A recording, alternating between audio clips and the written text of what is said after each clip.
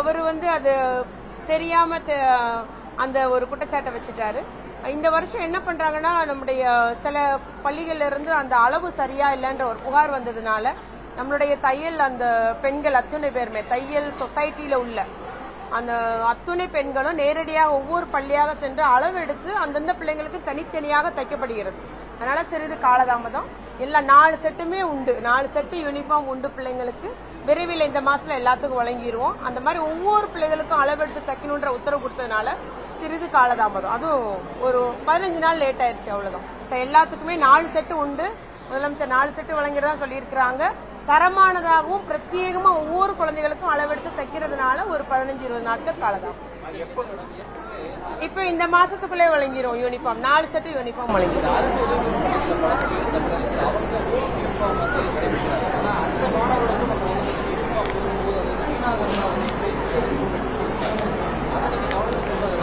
இல்லங்க, நீங்க என்ன சொல்றேன்னு பார்த்துட்டு மற்ற துறைகளோட நாங்க மட்டும் முடிவு பண்ண முடியாது இல்லையா?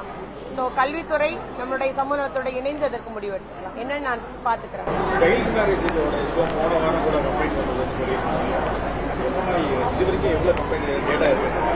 டேட்டா இப்ப கைவசம் இல்ல. ஆனா புகார் வருவது எல்லாருக்குமே சமூக நலத்துறை நடவடிக்கை எடுத்து வருகிறது. புகார் தருவர்களுடைய அந்த விவரங்கள் வெளியிடப்படுவதில்லை. என்ன புகார்ன்றது நாங்க வெளியே சொல்ல முடியாது. பட் இந்த எண்ணிக்கையில வந்திருக்குன்னு சொல்றோம். 1098 பொறுத்த வரைக்கும் சில விவரங்கள் கேட்கலாம்.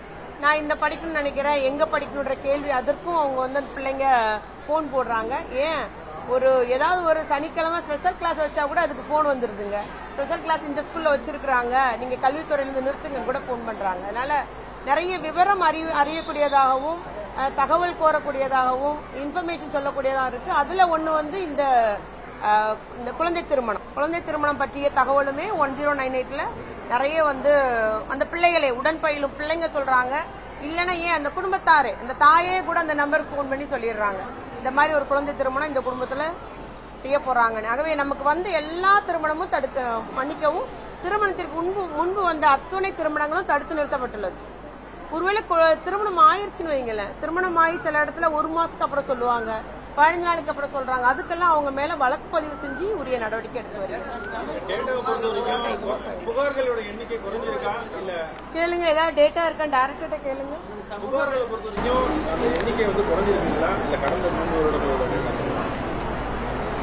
குழந்தை திருமணம் வந்து குறைந்துதான் வருதுங்க. ஏன்னா கடுமையான நடவடிக்கை நம்முடைய முதலமைச்சர் பொறுப்பேற்றதிலிருந்து குழந்தை திருமணத்திற்கு கடுமையான நடவடிக்கை அரசு எடுத்து வருகிறது. அவங்க மேல சட்டப்பதிவு நடவடிக்கையும் சரி, காவல்துறை நம்முடைய சமூக நலத்துறை இணைந்து அவங்க மேல சட்டப்படி நடவடிக்கை எடுத்து வருகிறோம்.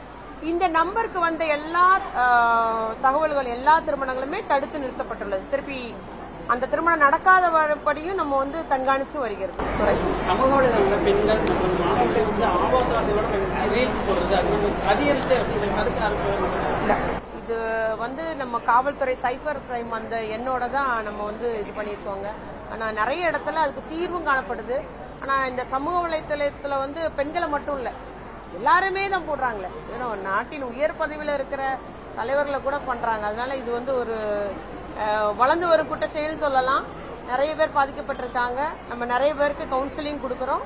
இந்த காவல்துறையில் உள்ள சைபர் கிரைம் அந்த நிறுவனமும் மிக நல்ல நடவடிக்கை எடுத்து வருகிறார் எல்லா மாவட்டத்திலும்.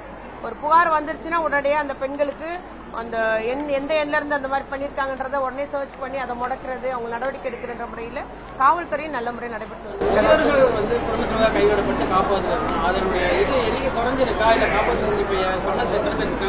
அதிகரிச்சு தான் வருதுங்க. இந்த முதியோர் காப்பகத்துக்கு வர்றவங்களுடைய எண்ணிக்கை அதிகரித்து வருகிறது. அது அதிகரிக்க கூடாது. அந்த மூத்தவர்களை பாதுகாப்பது ஒவ்வொருடைய கடமைன்ற அந்த எண்ணத்தை உணர்த்துவதற்கு நாங்கள் வந்து விழிப்புணர்வு செய்து வருகிறோம். அது ஒவ்வொருவரும், ஒரு ஆண் மகனானாலும் பெண்ணா இருந்தாலும் நம்ம பார்க்கணும் அப்படின்ற ஒரு எண்ணத்தை எல்லாரும் மனசுல நிறுத்திக்கிட்டு அவங்களை சுமையாக எண்ணக்கூடாது அப்படின்றதுதான் எங்களுடைய வேண்டுகோள். நிச்சயமா அது மாறும்னு நினைக்கிறோங்க. இல்ல டேட்டா நான் எடுத்து தர்றேங்க. இப்ப என்கிட்ட இல்ல, இயக்குநர்கிட்ட எடுத்து தரேன். இந்த வருஷம் போன வருஷம் மட்டும் எடுத்து தரவா?